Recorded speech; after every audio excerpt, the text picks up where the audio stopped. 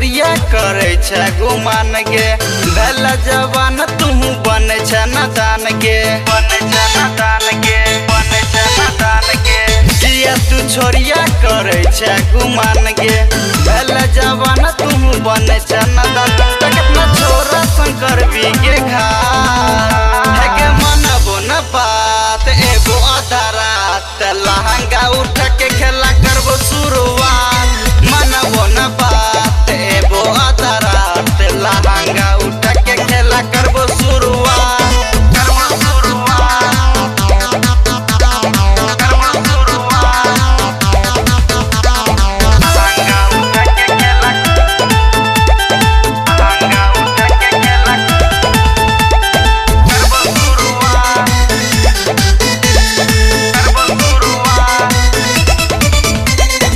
देखे में माले के छई तू सुपर लाखो बबाल तोहर ऊपर के ऊपर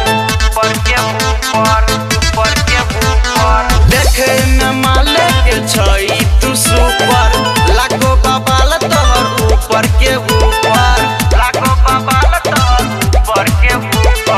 केतना के छोरी के पागल बनेबी लागे छो जान तू तो जिला हिलेबी कैसे करे छी ऐसन हालात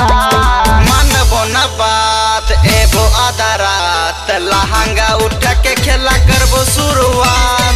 मनबो न बात एगो आधा रात लहंगा उठ के खेला करबो शुरुआत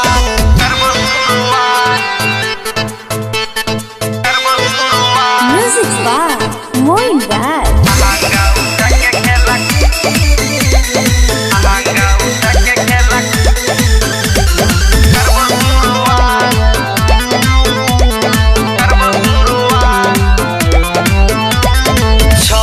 प्रताप गजवाला तारा भाई के बनैल बोसाला छोरा छिए प्रताप गंजवाला तारा भाई के बनैल बोसाला आर्या अमित के लाइन मारे रोही अजय राठौर के देवी कया कोही नहीं दिक्कत छे कोनो चीजा है के मनबो न बात एगो आधा रात लहंगा उठ के खेला करबो शुरुआत मनबो न बात एगो आधा रात